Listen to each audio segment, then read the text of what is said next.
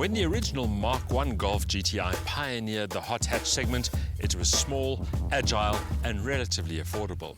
But since then, the Golf GTI and its rivals are anything but small, and they all become quite expensive, which has opened the opportunity for a whole new generation of pocket rockets. Think Opel Corsa, Renault Clio and Volkswagen Polo. This is the Opel Corsa Sport. It's not nearly as quick nor as sophisticated as next year's Opel Corsa OPC, nor the Polo GTI or the Clio RS for that matter. But it's also a lot more affordable, which begs the question whether this car is still fun to drive. The Corsa Sport finds itself in an almost uncontested price bracket. As mentioned, the high-end performance hatchbacks such as the Polo GTI and the Clio RS are a lot more powerful, but also at least 50,000 Rand more expensive. Even the class-leading Ford Fiesta ST with its 134 kilowatt and 290 Newton meters is still 25,000 Rand dearer than the Opel. At the other end of the scale, the Suzuki Swift Sport only musters 100 kilowatt and 160 Newton meters, but it's some 20,000 Rand more affordable. As a package, therefore, it's probably the Corsa Sport's closest rival.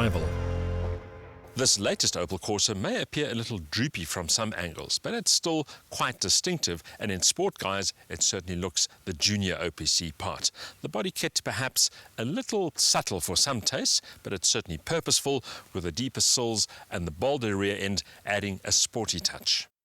Carbon look exterior mirrors and 17-inch alloy wheels emphasize the sport's athletic intentions.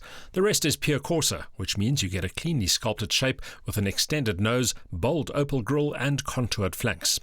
At just a smidgen more than 4 meters long and 1.75 meters wide, the Corsa Sport isn't a big car, but it also only weighs around 1,200 kilograms, which means it doesn't need a very big engine to live up to that sport designation. That engine is a 1.4-litre turbocharged unit promising both power and economy. Maximum output 110 kilowatt, maximum torque 220 Newton meters, and that torque peak sustained between 3,000 and 4,500 RPM, which means it really does offer a lot of good tractability. The power transferred to the front wheels via a 6-speed manual gearbox.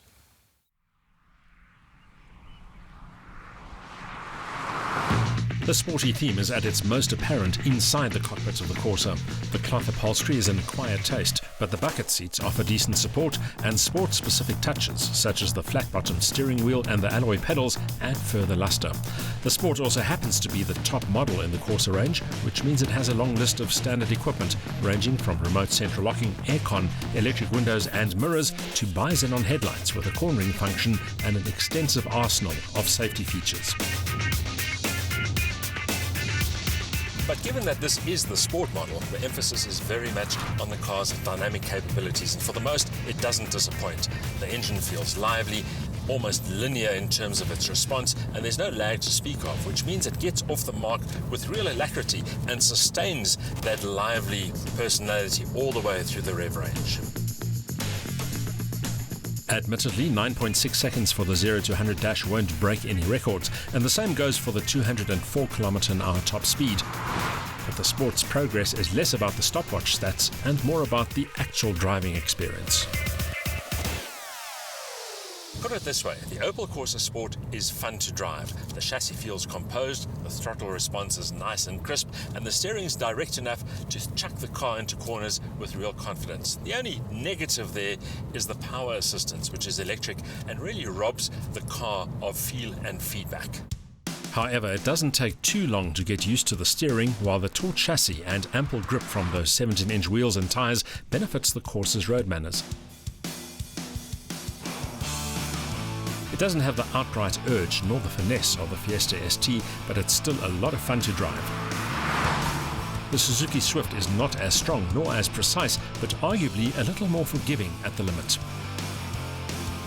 As I've said before, the Opel Corsa Sport commands a niche of its own. It's quite a bit cheaper than the Ford Fiesta ST and more expensive than the older generation Suzuki Swift Sport. But it does have a lot of kit, one of the best infotainment systems in its segment, and it's a lot of fun to drive. All of which means that value is another strong suit of this car, and that might be the most compelling proposition of all.